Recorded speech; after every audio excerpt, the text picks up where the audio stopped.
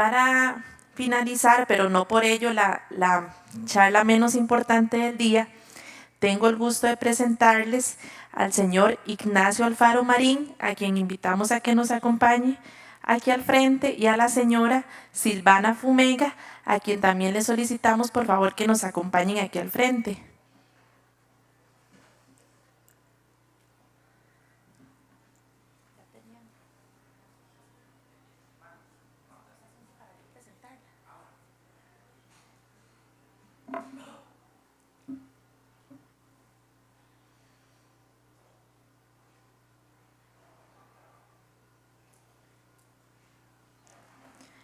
Les comento que nuestra expositora y nuestro expositor nos van a comentar del tema de justicia abierta, una visión desde la sociedad civil. Vamos a iniciar con la señora Silvana Fumega, quien es experta internacional de Argentina. Le damos la bienvenida a la señora Fumega.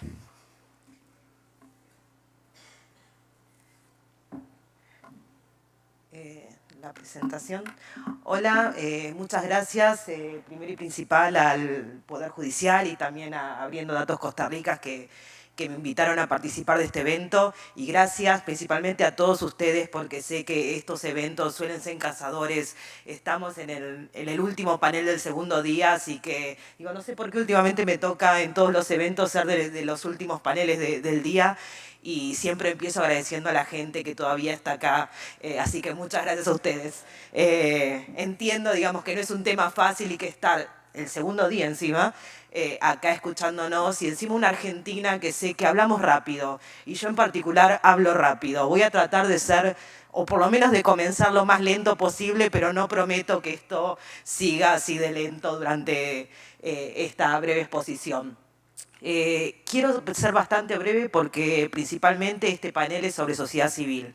Entonces lo que quiero hablar es el porqué, el contexto del porqué de la importancia de este panel, y también para justificar el estar acá hasta esta hora.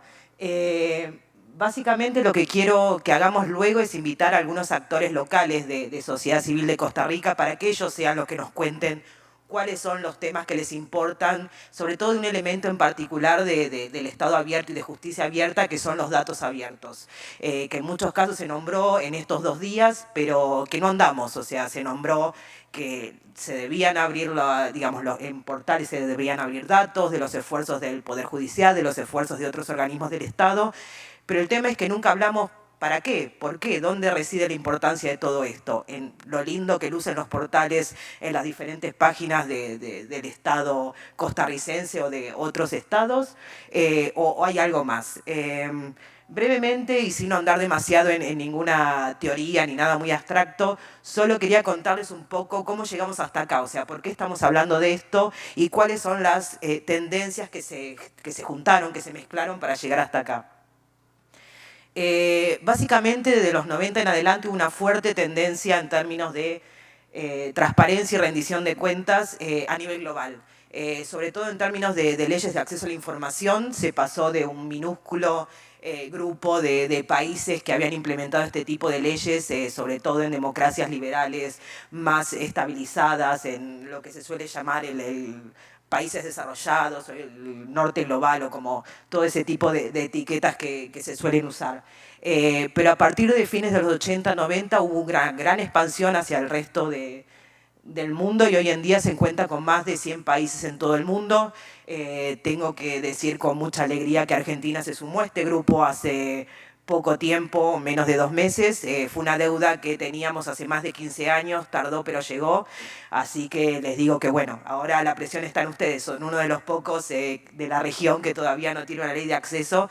Si bien entiendo que el derecho de acceso a la información está garantizado en la Constitución y que es ejercido en muchos casos de forma bastante sencilla, aunque esto no quita la importancia de contar con una ley que obligue a los 3 poderes y que incluya mecanismos, sobre todo a la hora de resolver conflictos, que sean sencillos y que no tenga que ir por el Poder Judicial.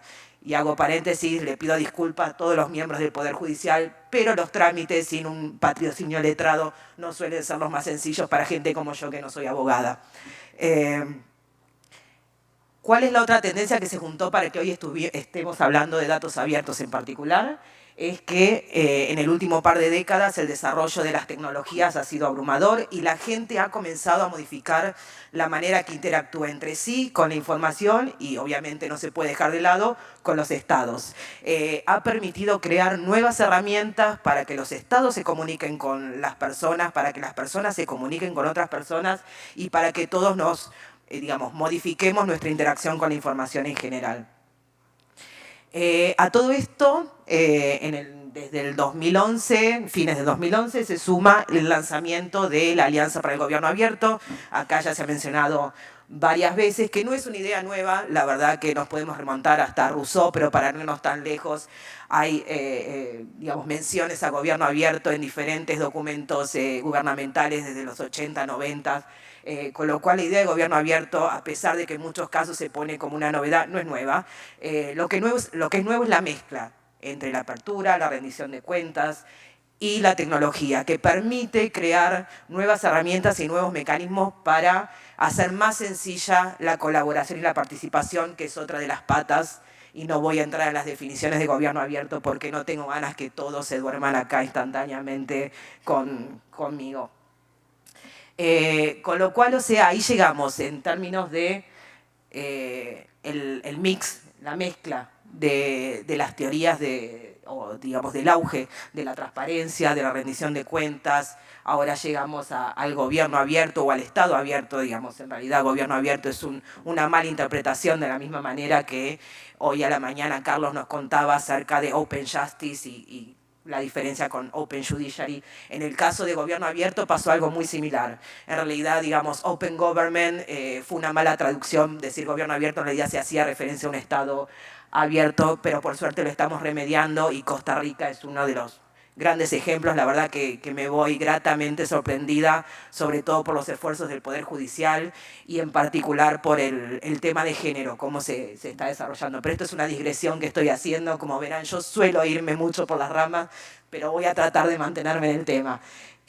Bueno, el tema es datos abiertos, si bien es solo un elemento, es un elemento importante dentro del tema de gobierno abierto. Es un ejemplo de apertura mezclado con tecnología. Si bien se mencionó en muchos casos, creo que en ningún momento definimos de qué estamos hablando. Entonces, para que todos, digo, no obligatoriamente todos tienen que saber de qué hablamos cuando hablamos de datos abiertos. Con lo cual, para que todos estemos como en la misma página, acá incluí, no sé si se ve bien la presentación, sobre todo sé que aquel lado, porque estuve allá sentada, no suele ver el PowerPoint, pero se los puedo leer. Es una definición bastante sencilla. Está sacada de la Carta Internacional de Datos Abiertos que Costa Rica acaba de adherir hace un par de meses nada más, donde se incluyen diferentes, no solo definiciones, sino acciones que los gobiernos se comprometen a tomar para promover la agenda de datos abiertos. En líneas generales, cuando hablamos de datos abiertos, hablamos de datos estructurados en formato digital, puesto a disposición con determinadas características legales y jurídicas necesarias para que puedan ser usados, reutilizados, retribuidos sin ningún tipo de restricciones. No voy a ahondar demasiado, pero acá, digamos, había puesto algunos ejemplos. Cualquier cosa, o sea, al final pongo mis datos de contactos, me pueden pedir la presentación o cualquier otro dato, siéntanse libres de escribirme. Algunos ejemplos de la región, porque otra de las buenas noticias es que América Latina en este tema se encuentra en paridad con otros actores que en otros momentos o en otras agendas suelen dictar cuáles son los pasos a seguir. En este caso, América Latina, digamos, en alguno de los índices que miden la apertura de los datos abiertos, cuenta con 3 países de la región en los primeros 20 lugares. Es la región, creo que Álvaro lo mencionó ayer, es la región con más países que implementan la Carta Internacional de Datos Abiertos. Hay iniciativas locales donde el uso de los datos digamos, se relacionan con problemáticas muy locales, como por ejemplo en el Cono Sur el tema del dengue y cómo los datos se utilizan para poder predecir futuras epidemias. Hay articulación regional. Ayer también creo que Álvaro mencionó la Carta Iberoamericana de Gobierno Abierto, que si bien es gobierno abierto, tiene un componente importante datos y a su vez también el grupo de trabajo de datos abiertos de la Red GEAL, donde Costa Rica también es miembro y forma parte. El último punto, y lo dejé específicamente para el último punto, es el tema de Escuela de Datos, que es una iniciativa de sociedad civil donde se dan cursos y diferentes explicaciones acerca de cómo utilizar datos de manera sencilla y gratuita. Cualquiera puede entrar al website de Escuela de Datos para aprender y ver cómo se puede hacer de manera sencilla para utilizar datos abiertos. Es una iniciativa a nivel global, pero que tiene su edición en español y a nivel regional. Y acá llegamos a la justificación, y voy a tratar de hacerlo lo más rápido posible, porque veo que me estoy extendiendo mucho, del para qué. Nuevamente, como decía antes, en muchos casos estamos hablando de las iniciativas o lo que tienen que hacer los gobiernos, pero el tema es para qué queremos los datos, como antes se mencionó en un panel de hace un ratito nomás. Creo que uno de los que preguntaba decía que sin difusión no existen, en ese caso era información. En este caso no iría en una forma tan extrema, pero sin reutilización no hay beneficio y no hay valor. Con lo cual, sobre todo en las primeras instancias de los gobiernos y los diferentes organismos del Estado, para incluir también al Poder Judicial y Legislativo, estamos pidiendo que hagan esfuerzos, porque es todo un cambio de infraestructura y de cultura hacia el interior de las organizaciones, para que publiquen datos. El tema es para qué estamos pidiendo ese esfuerzo, para que sean reutilizados. Y en muchos casos, esta reutilización no viene en la mano del ciudadano común. Siempre menciono el tema del test de la mamá. En mi caso, yo hace rato que vengo trabajando en estos temas y mi mamá todavía no entiende a qué me dedico. Así de simple. Con lo cual no podemos pedirle que ella se meta en la página del Poder Judicial o del Poder Legislativo y, haga un mashup de los datos, una aplicación para, ver cómo están los recursos en el Poder Legislativo de Costa Rica. Pedir eso en el estado actual es como bastante delirante. Por eso ahí es donde entran no solo las organizaciones de sociedad civil, sino también los medios, cosa que no vi representado en estos 2 días, pero quizás me equivoco, no quiero decir algo de lo cual no sé. Pero son intermediarios importantes a la hora de llevar los beneficios de la apertura hacia el ciudadano de a pie o el ciudadano común. Yo acá puse algunos ejemplos, estoy segura que ahora Ignacio y demás nos podrán contar otros. Los más conocidos y los más antiguos es acerca de recursos públicos, cómo se gasta el dinero, simple y sencillo, con visualizaciones, nuevamente. Poner una tabla no facilita la lectura de todo el mundo. Con simples visualizaciones podemos transmitir el mensaje y podemos hacer entender a la gente acerca de cómo, por ejemplo, se gastan los recursos públicos. Es un ejemplo muy conocido que ha tenido experiencias replicadas a nivel global en muchos países. Ahí yo puse uno de los casos que es Uruguay, que se llama ¿A dónde van mis impuestos? Y que también hicieron de manera sencilla los diferentes sectores y cómo los impuestos se van gastando, en ese caso en Uruguay. En términos de beneficios, mucho más concretos, servicios públicos. Nuevamente, ahí hay 2 ejemplos, en este caso también es de Uruguay, de Por Mi Barrio, que es acerca de cómo geolocalizar quejas de los vecinos, y en ese caso hicieron un partnership con la Intendencia de Montevideo para poder canalizar las demandas, que ese es otro paso que hay que pensar a la hora de abrir los datos, cómo se devuelve esa demanda de la ciudadanía. Y en el otro caso es A Tu Servicio, que es acerca de las prestaciones de servicio de salud en Uruguay. Y sobre todo, algunos de los últimos mensajes que quiero dar y quiero cortar, toda esta historia, es que sobre todo en las primeras instancias lo que se debe pensar es, cuando pensamos en los primeros datos que hay que abrir, es que cubran una necesidad, una demanda, un problema. El abrir por abrir, en una primera instancia, no va a crear resultados visibles. Y eso va a hacer que nuestros esfuerzos, sobre todo del lado de organizaciones del Estado, frustración, al fin y al cabo. Yo acá había puesto el Poder Judicial, que debo sacar a Costa Rica después de estos 2 días, porque en general en la región se ven como opacos, oscuros. Evidentemente no es el caso y mucho tenemos que aprender en la región de lo que está pasando acá en Costa Rica.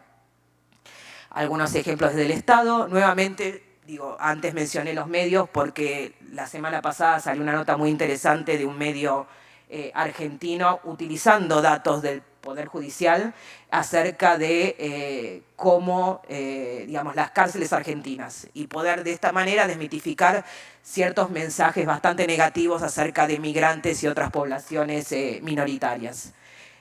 Otros ejemplos de sociedad civil, acerca de los concursos de los jueces y acerca de los diferentes tipos de relaciones que hay dentro del Poder Judicial. Acá fue, digamos, yo lo que quería marcar era básicamente cómo fue cambiando el mensaje. Hace unos años, nuevamente vuelvo a la idea era publiquemos todo, publiquemos datos y la gente va a venir corriendo en masa a ver nuestros fantásticos websites y a reutilizar estos datos. Hoy en día sabemos, o creo que la mayoría de nosotros creemos, que no es así.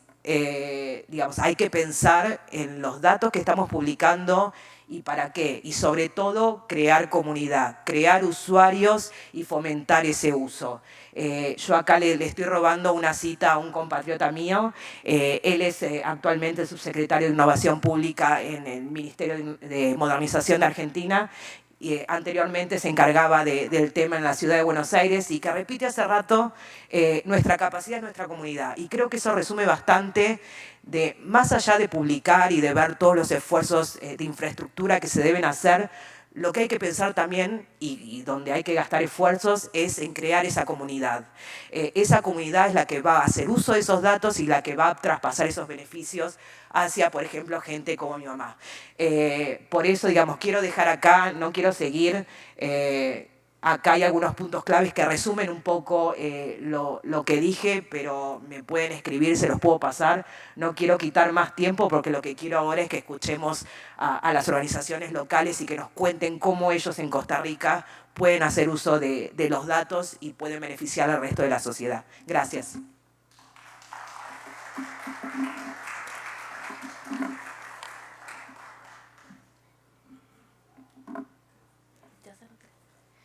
Bueno, muchísimas gracias a doña Silvana. Vamos a continuar ahora con el señor Ignacio Alfaro Marín. Él es de la Asociación Abriendo Datos Costa Rica.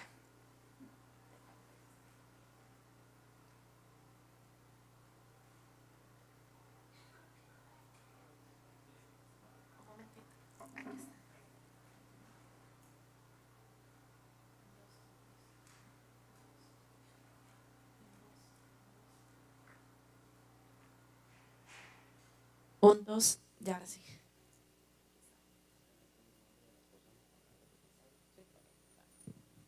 Aló. Bueno, muchísimas gracias. Abriendo Datos Costa Rica es una organización que se dedica a promover el acceso a la información pública y a los datos abiertos, que es básicamente una forma de presentar esa información que permite una mejor utilización. En medio de este camino que tenemos promoviendo esa iniciativa, hemos trabajado con el Poder Judicial en dos aspectos y les vengo a contar uno muy puntual, que es sobre el plan piloto de un proceso integral para la publicación de datos abiertos desde el Poder Judicial que se hace con el apoyo de la Fundación Trust.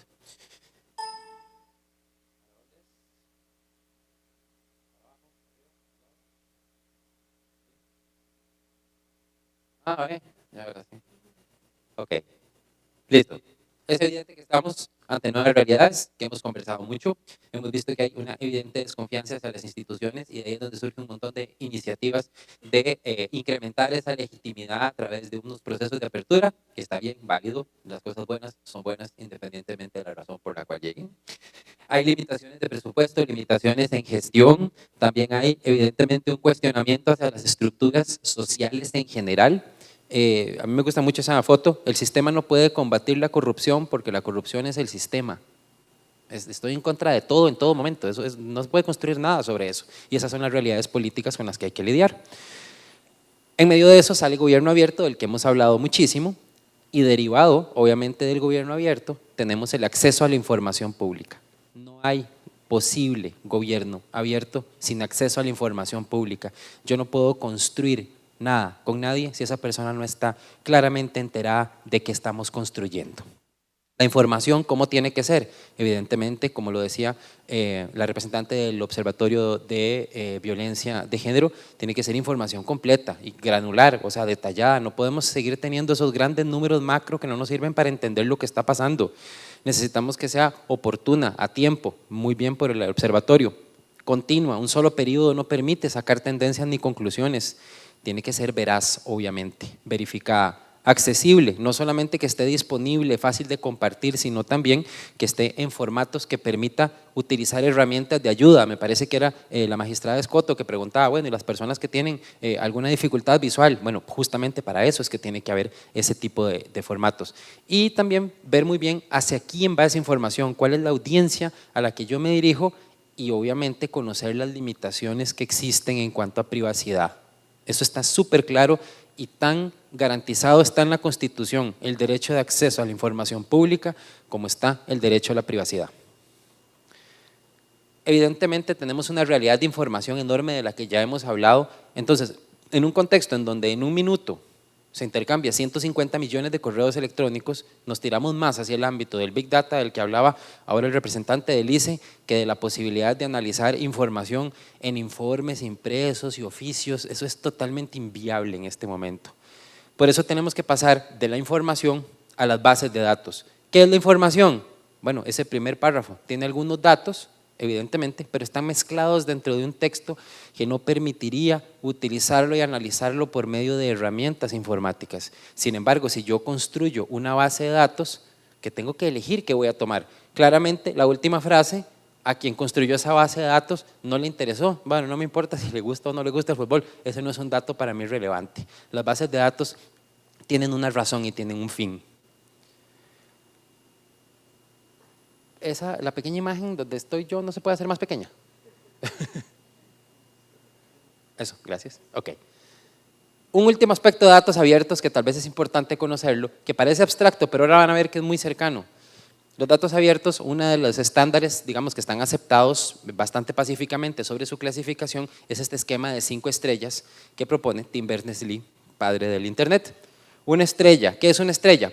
Un PDF, por lo menos está en línea, no se puede hacer gran cosa, pero por lo menos está en línea. 0 estrellas, ¿qué es? Todos esos expedientes cosidos con nudos que no he logrado aprender a hacer por más que he sido abogado durante 14 años, eso no sirve para los efectos del análisis de información. 2 estrellas, el Excel que ya se puede descargar, vamos muy bien. 3 estrellas, y eso está en el mismo Excel, en vez de guardar como Excel, guardar como archivo separado por comas. Son herramientas pequeñas que muchas veces tenemos a la mano, pero que no entendemos para qué sirven, entonces no las usamos. ¿Por qué 2 estrellas y 3? Porque la tercera estrella permite que cualquier máquina, aunque no tenga la licencia de Excel, pueda utilizar esa información. Por lo menos debemos apuntar hacia las 3 estrellas. Aquí al final de lo que se trata es poder pasar del dato al conocimiento. Esta imagen a mí me gusta mucho porque requiere y habla mucho de las habilidades que decía ahora Silvana. Yo estoy en la última etapa, ni siquiera les sabría poner lustre, mucho menos. A mí me dan esos ingredientes, no los puedo transformar en un queque, pero hay gente que tiene esa capacidad, esa habilidad y esas herramientas para transformar esos ingredientes en información, que por lo menos a mí el queque seco no me gusta. Entonces la información quizás no me resulte tan atractiva, pero si me le ponen un lustre, listo, y lo convierte en conocimiento una vez que le saqué el provecho. Hacia ese punto es donde debemos dirigirnos, hacia ahí debemos apuntar, hacia que esos datos que están en el Poder Judicial y que están en bases de datos, o a veces no están correctamente estructurados, pero por lo menos están en formatos digitales, puedan ser transformados en conocimiento. Se hizo para el inicio de este plan piloto un diagnóstico en donde se analizaron más de 1.200 enlaces del sitio web, de los distintos sitios web, porque en realidad el Poder Judicial es un portal que tiene una gran cantidad de sitios web. Se hicieron 72 entrevistas, grupos focales, porque necesitábamos conocer muy bien el estado de la información y a partir de ahí se propuso un plan de acción que definía cuál tenía que ser la estructura organizacional que podía adoptar el Poder Judicial, la normativa, los requisitos técnicos y el proceso de apertura. En lo que estamos en este momento es justamente en ese proceso de apertura.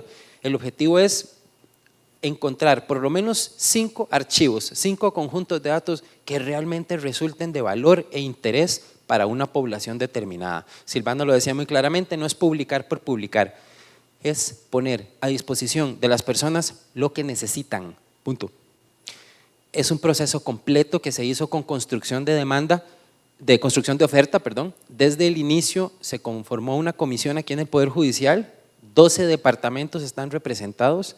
Esos 12 departamentos fueron sacando de sus correspondientes archivos diciendo qué tenemos para disposición de la gente y seleccionando entre todos qué es lo que consideraban que sería relevante dar a conocer a la población. El grupo asesor terminó de construir esa oferta y esa población meta, hubo 2 actividades de consulta, una en Cartago y otra en San Carlos, justo antes del huracán, afortunadamente. Hubiera sido muy complejo, evidentemente, la situación que hoy desgraciadamente pasa esa zona. Y esa población meta fue a la que se le presentó esa oferta preliminar. ¿Cuál fue la oferta que construyó el Poder Judicial? Bueno, el Poder Judicial consideró que los 5 archivos que podrían tener mayor relevancia y ser de más interés para las personas son los presupuestos institucionales, las estadísticas del Observatorio de Violencia de Género que vimos antes, la liquidación de presupuestos, es decir, en qué los utilizamos y cómo se gastó ese dinero, las estadísticas policiales del OIJ y los anuarios judiciales. Una de las primeras preguntas con las que nos encontramos cuando hicimos estas consultas con la ciudadanía es que anuario evidentemente suena como a fotos de 5º año de colegio. Tenemos un tema de nomenclatura de los archivos, de compartir esa información que todavía se genera desde la perspectiva de las instituciones y no desde la perspectiva de las personas. Hubo otros que se quedaron de camino, que no se consideraron como de mayor relevancia, los resultados de justicia restaurativa, los planes anuales operativos, sus manuales, los códigos de oficinas, el plan de adquisiciones y catálogo de bienes de la proveeduría, los estados financieros del Fondo de Jubilaciones y Pensiones, informes anuales de labores, las listas de intérpretes en idioma malecu, Nove, Bribric, Abecar de la Comisión de Acceso a la Justicia, el inventario de muletas y sillas. Yo no sé quién sabe que aquí había un inventario de sillas y muletas, de sillas de ruedas y muletas, y ahí está en línea. Hay un listado de personas capacitadas en LESCO de la Comisión de Acceso a la Justicia. El Ministerio Público, por su parte, hizo como un menucito aparte, en donde ofrecía también la tabla salarial de funcionarios, el inventario de activos y la duración de los procesos. Todo en cifras macro, digamos, o cifras grandes, agregadas. Entonces, lo que nosotros dijimos es, bueno, ¿y qué es lo que realmente desea, ojo, una parte de la ciudadanía? Plantearse la pregunta de qué desea la ciudadanía es una pregunta sin sentido. Yo tengo que conocer mi audiencia. ¿Qué es lo que desea esa parte de la ciudadanía con la que yo quiero como institución interactuar en ese momento? Entonces, para responder a esa pregunta, más allá de que nosotros podamos contarles qué nos han respondido en las actividades de consulta, vamos a hacer una actividad de consulta en este momento. Y yo le voy a agradecer a representantes de 4 organizaciones que se encuentran aquí con nosotros, que pasen acá al frente y vamos a conversar brevemente sobre qué información, cuáles datos son los que de verdad la ciudadanía quiere, si es o no la primera oferta que hizo el Poder Judicial.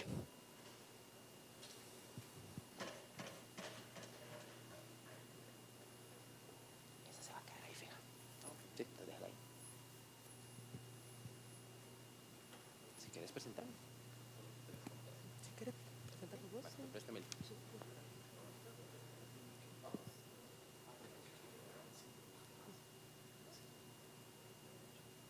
Ok, bueno, tenemos, allá está, acá, Luis Antonio González, él es socio de Costa Rica Íntegra, es una organización, dice, internacionalista e investigador del programa del Estado de la Nación. Tenemos además a la máster Fanny Arce Hernández, abogada litigante, notaria y gerontóloga, es la abogada externa de ASCATE. Consultora, ha escrito varios informes, artículos y otros sobre la población adulta mayor. Está Jaime Chávez León, teólogo y educador popular, director del Instituto de Masculinidad WEM y miembro de la Red Global de Masculinidad ManEngage. ¿Es? Ok. Y allá, José Daniel Clark, es activista y vicepresidente del Frente por los Derechos Igualitarios. ¿Te regreso esto? Sí. ¿Cambiamos? Sí. Adelante. Bueno, básicamente, como antes hablábamos de, digamos, que tanto Ignacio mencionó y que yo traté como de mencionarlo muy rápidamente en el comienzo, lo que importan son las demandas, los problemas y los beneficios que diferentes organizaciones pueden, digamos, darle a esos datos que en este caso el Poder Judicial abre o pudiera abrir. Con lo cual, gracias a la ayuda de Abriendo Datos Costa Rica, se convocó a 4 organizaciones que tuvieran temáticas totalmente diferentes, o sea, que tuviera cada una preocupación y una comunidad a la cual se dirige diferente entre sí, para conocer muy brevemente, digamos, en qué están trabajando y sobre todo, digamos, si en una primera ronda, y voy a dejar a ver cuál es el más valiente de todos que quiera comenzar, acerca de los beneficios que pudiera traer en el tema específico en el cual es ustedes trabajando la apertura de ciertos datos del Poder Judicial y cuáles son esos datos, para también poder ayudar al proceso que están liderando en la apertura, en el piloto de datos. A ver quién es el valiente. Tenemos una valiente para seguir con la perspectiva de género. Muchas gracias. Bueno, muy buenas tardes a todas y todos. Yo como abogada litigante de la Asociación Cartaginesa de Protección al Ciudadano de la Tercera Edad y además gerontóloga, durante toda mi vida profesional de ya casi 2 décadas me he dedicado a temas de la población adulta mayor. A través de la asociación de ASCATE, como abogada externa, hemos llevado algunos procesos. Si bien he de reconocer los esfuerzos que ha hecho el Poder Judicial en tema de accesibilidad a la justicia, como la política de accesibilidad, los expedientes color marrón, el trato preferencial, como bien lo establece la Ley Integral para la Persona Adulta Mayor, 7935, se requiere esa apertura de datos porque, por ejemplo, en materia de población adulta mayor, si bien ustedes vieron que a través de todos los datos que el Poder que era importante, me fui, ay, ya volví, que creyó que era importante, también es muy importante preguntar a la sociedad civil y sobre todo a la población meta a las que van dirigidos estos datos, porque por ejemplo, en materia de población adulta mayor, si ustedes pudieron ver, se requerían las estadísticas de violencia por género, también hay algunas carencias en cuanto a población adulta mayor, por ejemplo, si bien se cuenta por despacho con los números o estadísticas de procesos, por ejemplo, de violencia doméstica presentados, no están desagregados por género, por edad, por tipo de delito, por reincidencia, además por número de delitos y además por el tiempo de respuesta de los procesos judiciales. Teniendo esa información abierta, en datos abiertos, sería riquísima, primero para capacitación, sensibilizar a la población adulta mayor, para prevención del delito, para las políticas públicas que se dan en temas de envejecimiento y vejez. Por ejemplo, cuando se hizo la política de envejecimiento y vejez, son temas que quedaron nombrados pero no debidamente detallados ni a profundidad. Eso sería bastante importante para la población adulta mayor. Muchas gracias.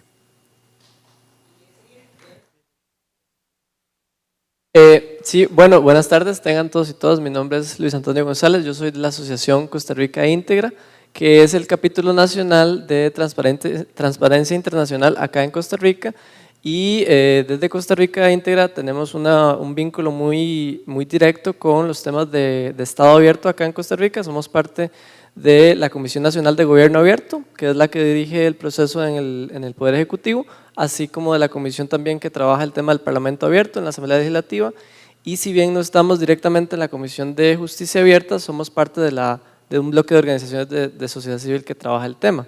Yo antes de entrar en tema quería primero disculparme con este auditorio porque nuestro compañero Pablo Duncan, que tenía una exposición en la mañana, sufrió un quebranto de salud en la noche justamente. Él llevaba varios días preparándose y sin embargo ninguno de los otros miembros de la asociación pudo acompañarlos, entonces la más sincera disculpa.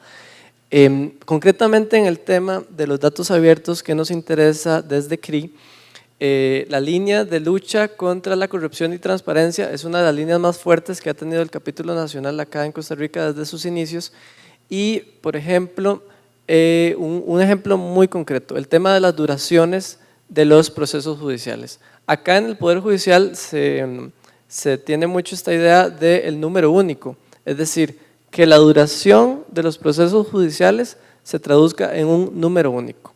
Entonces, desde que el expediente empieza hasta que termina en la última instancia, un número único que me diga la duración de todo ese proceso. Sin embargo, a mí como usuario, ese número no me dice nada. No me dice, por ejemplo, yo quiero saber si es que mi proceso está durando mucho. Entonces yo tengo tal vez la sospecha de que podría haber algún indicio de corrupción, que al juez le estén pagando para que atrase el proceso, o al fiscal le interesa que esto salga más rápido o salga más despacio. Entonces yo como usuario, yo no quiero ver la duración de los procesos en el Tribunal de Apelación Penal. Yo quiero ver la duración de cada etapa del proceso. ¿Verdad? Los procesos judiciales son súper diversos y hay una cantidad de diferencias de acuerdo a la materia y a la instancia, pero digamos en términos generales verlo por etapas y además no verlo agregado. Lo que Ignacio antes mencionaba de que hay muchísimos datos, pero están agregados casi a veces a nivel país.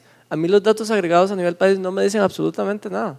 Yo ocupo el dato de la oficina en la que yo estoy siendo atendido. De manera que yo pueda efectivamente decir, bueno, tal vez es que los procesos judiciales en realidad llevan su tiempo. Yo quiero revisar el promedio de este proceso en esta oficina.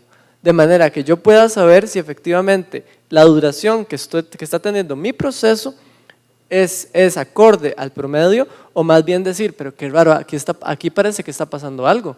Yo voy a presionar al juez, yo voy a hablar con mi abogado, yo quiero saber exactamente si aquí está pasando algo extraño. Entonces, actualmente los datos no nos permiten ver eso, no nos permiten ver las duraciones de los procesos por etapas y mucho menos a nivel desagregado, digamos, de verlo a nivel de oficina puntual.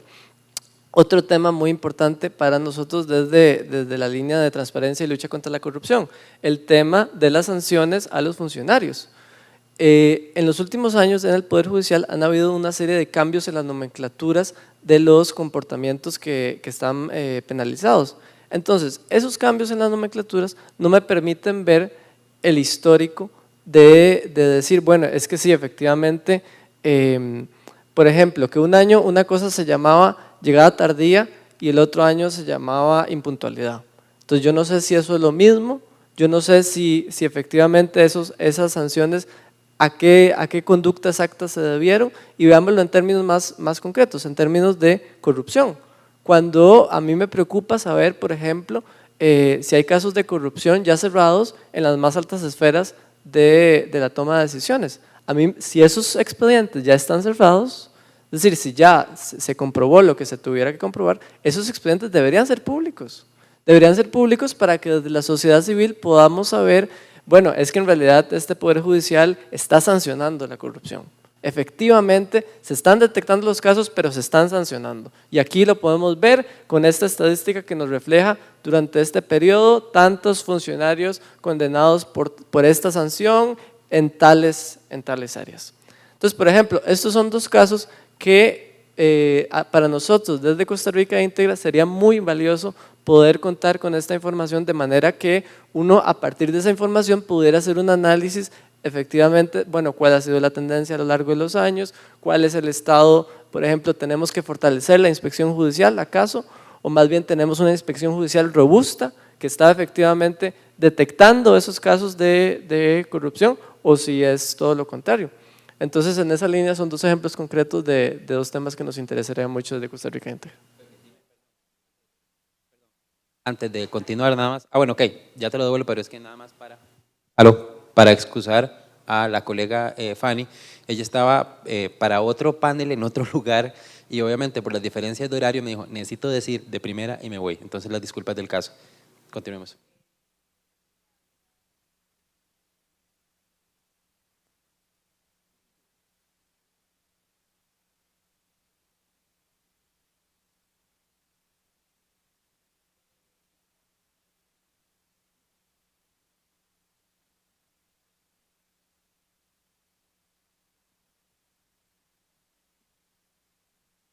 Sí, igual era solo un comentario, básicamente, o sea que no solo en términos de lucha contra la corrupción es importante saber la duración de los procesos, sino también para el propio Poder Judicial, para poder brindar un mejor servicio y poder encontrar cuáles son probablemente los cuellos de botellas y mejorar los procesos, o sea, porque a veces cuando venimos con el tema de corrupción y etcétera, en muchos casos estamos poniendo, digo, sobre todo del otro lado, pensando en la demanda de datos, digamos, pueden llegar a asustarse como una casa de brujas. Y no necesariamente es así, en muchos casos es para mejorar la prestación de servicio, para ayudar en los procesos y bueno, solamente que quería agregar eso. Dejo paso a la tercera organización. Muchas gracias. Buenas tardes, mi nombre es Jaime Chávez León y pertenezco al Instituto WEN. El Instituto WEN en Costa Rica es una ONG sin fines de lucro en las cuales trabajamos en 3 áreas: en prevención de la violencia masculina, la violencia del patriarcado, de la masculinidad hegemónica, en promoción de nuevas masculinidades y en atención de hombres que presentan problemas de poder y control. Aclaro esto porque es muy importante ver la posibilidad que vemos con los datos abiertos, tanto en la generación de políticas de masculinidad, que acabamos de terminar de hacer una para el PRENOVI, en donde el Observatorio del Poder Judicial, el Observatorio de Género del Poder Judicial nos ayudó mucho, pero nos quedamos cortos en la necesidad de más datos, que muchas veces no es solo llegar y decir, si las mujeres están tal porcentaje, el resto es de los hombres. No, no funciona así. Hay que crear nuevos indicadores, hay que crear nuevos alcances que no llegan. Nosotros, por ejemplo, hemos participado en auditoría ciudadana, pero esto, datos abiertos, no es que vamos a abrir las puertas para que todo el mundo se resfríe y todo el mundo le dé un catarro y se enferme, no. Es más bien para ver la posibilidad de encontrarme yo y así poder educar. Nosotros, por ejemplo, educamos a una población de hombres en los cuales el fundamento principal de estos hombres hegemónicos es: mi palabra es la ley. Yo soy la ley y soy más experto que los abogados. Entonces es bastante curioso porque ellos llegan y se pelean con el abogado, se pelean con la jueza, se pelean con el juez tratando de decir yo tengo la razón. Y puedo poner un ejemplo, durante el año pasado se dio toda una discusión acerca de las pensiones que recibían las mujeres de este país, millonarias, eran como aparecían en los medios de comunicación.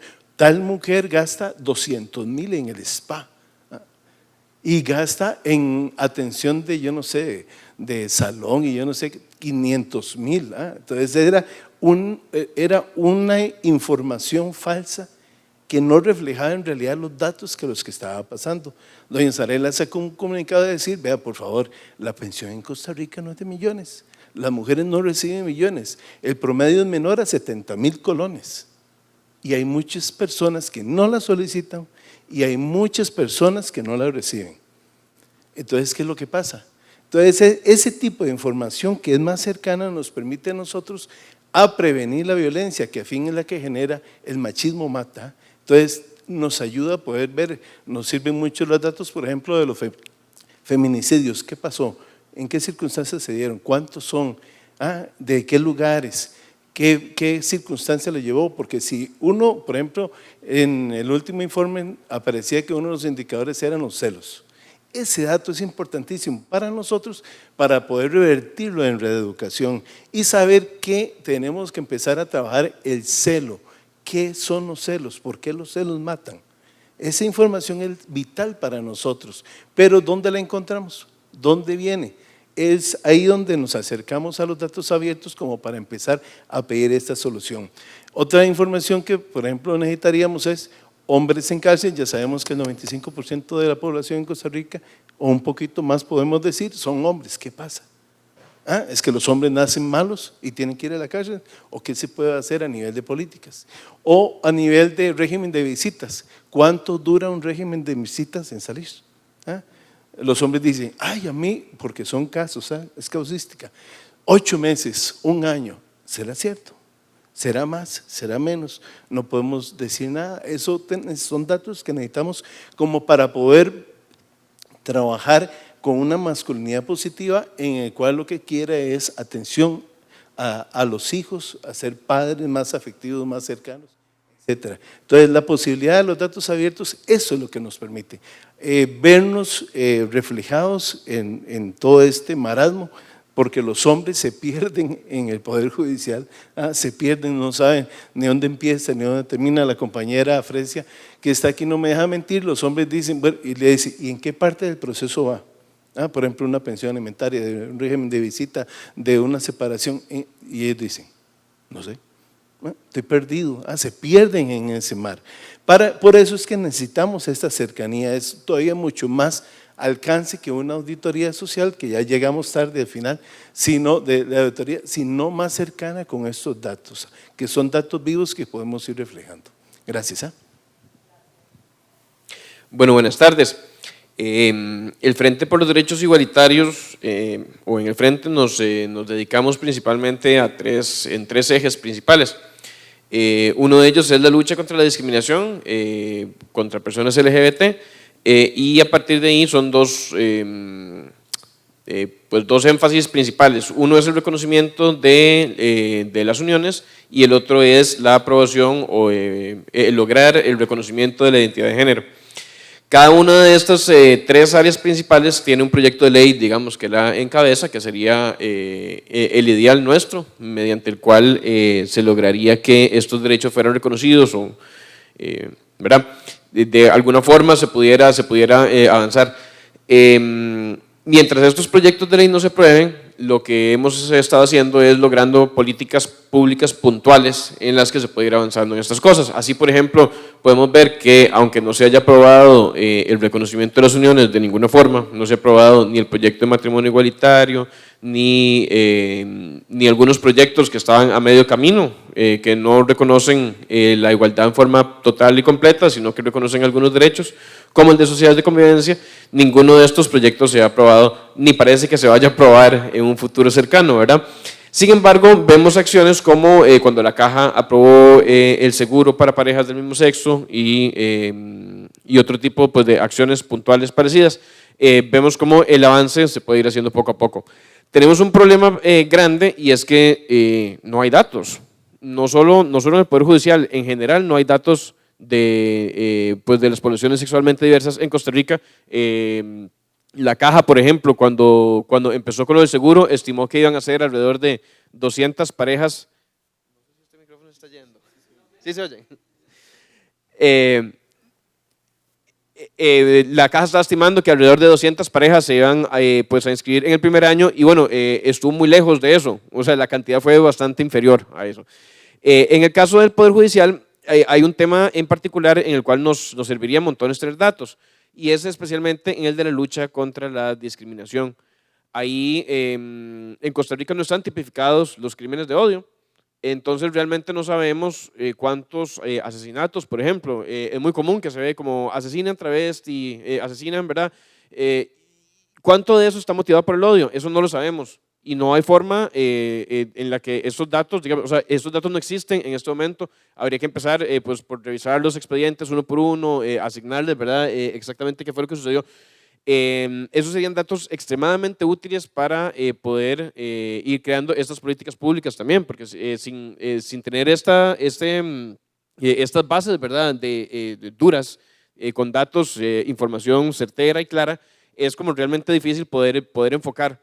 No sabemos, digamos, cuántas personas LGBT están en situación de pobreza, por ejemplo.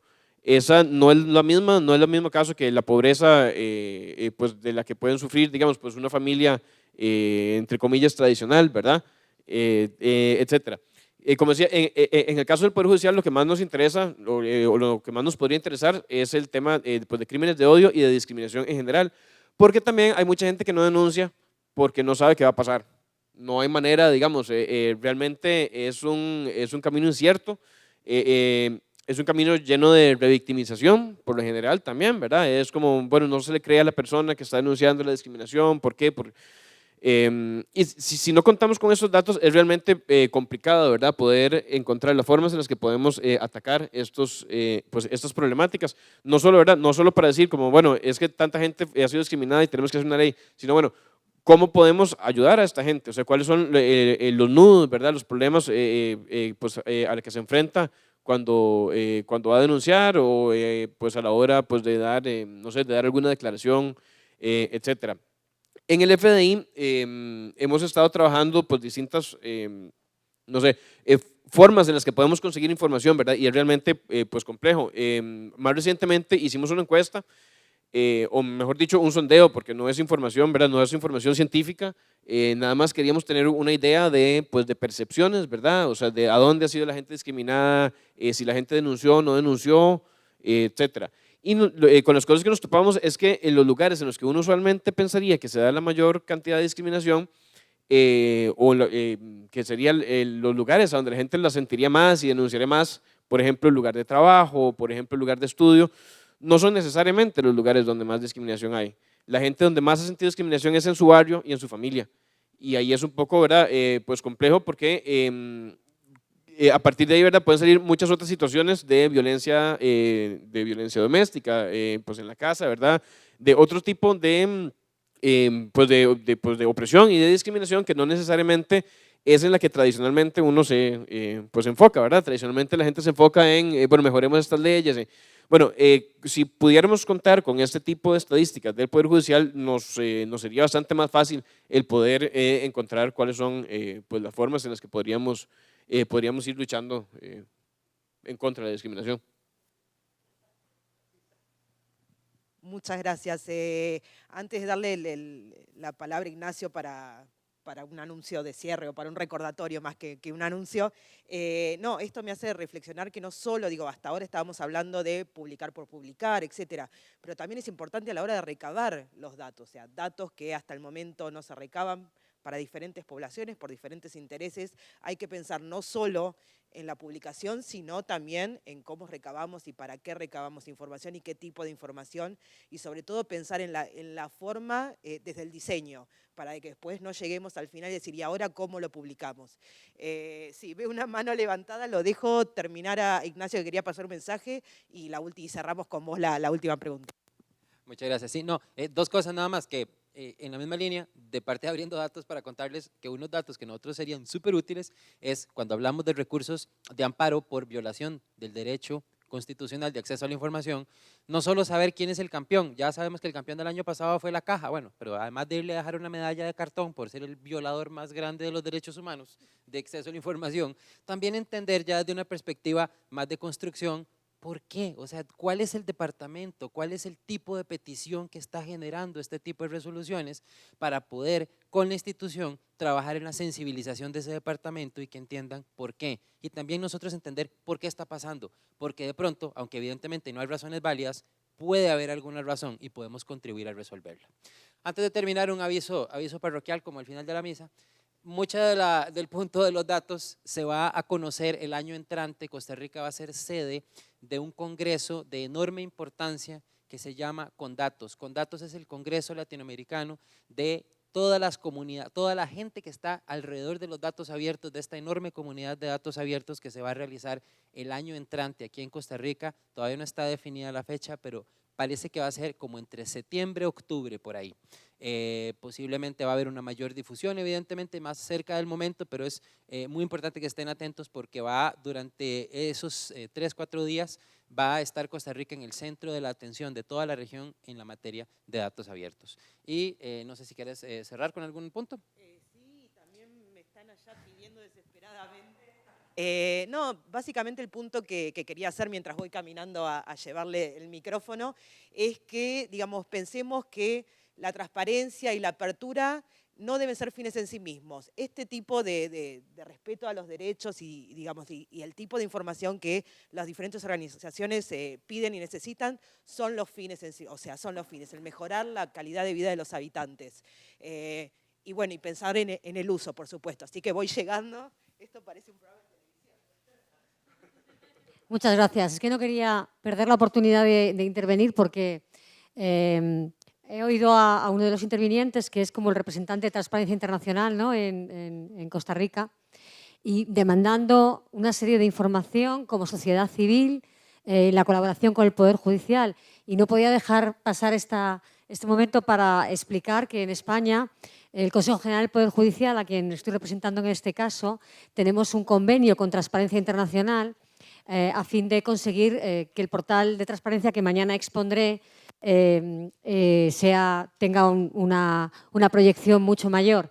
Y me parece muy interesante de explicar que a cambio de la colaboración con Transparencia Internacional, en la que nosotros le pedimos que nos establecieran unos indicadores para obligarnos a ser más transparentes, lo que nos pidió Transparencia Internacional es exactamente lo que ha pedido en este momento a Costa Rica el interviniente.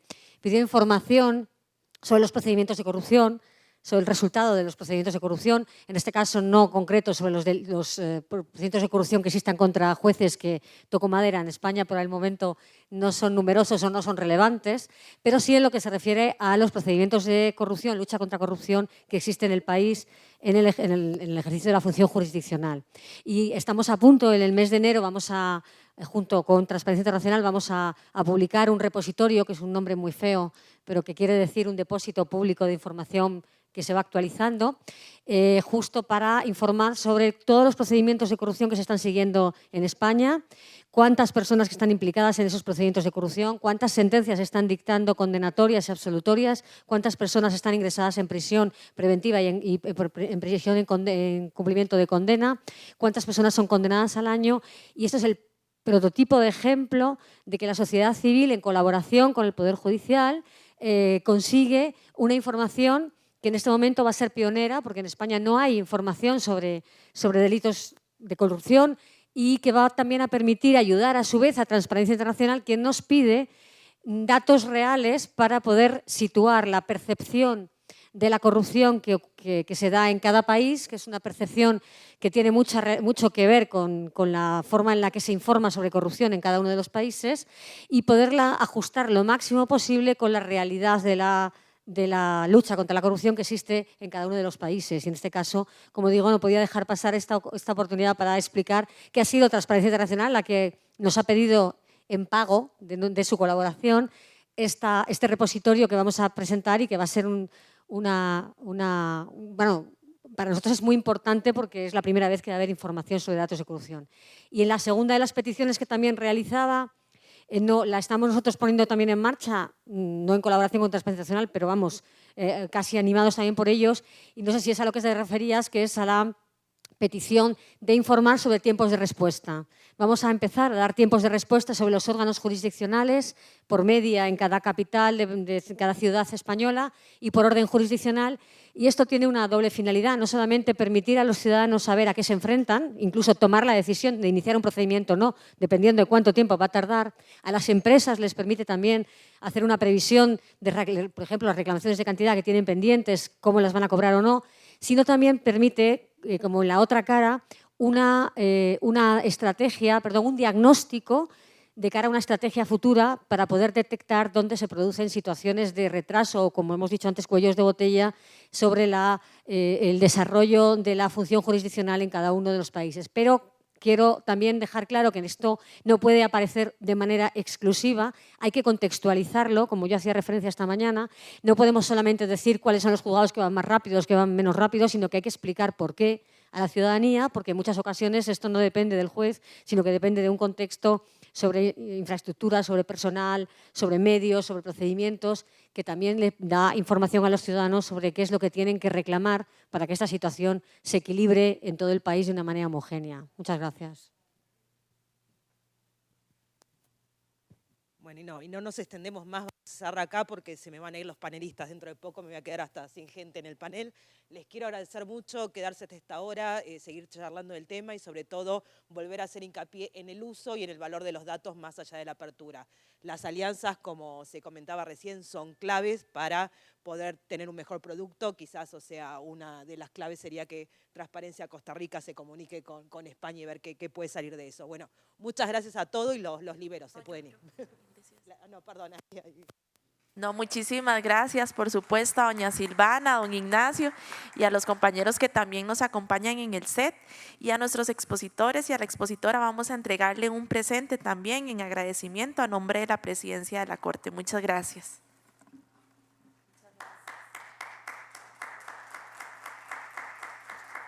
Y a ustedes gracias por su atención, y continuamos, el día de mañana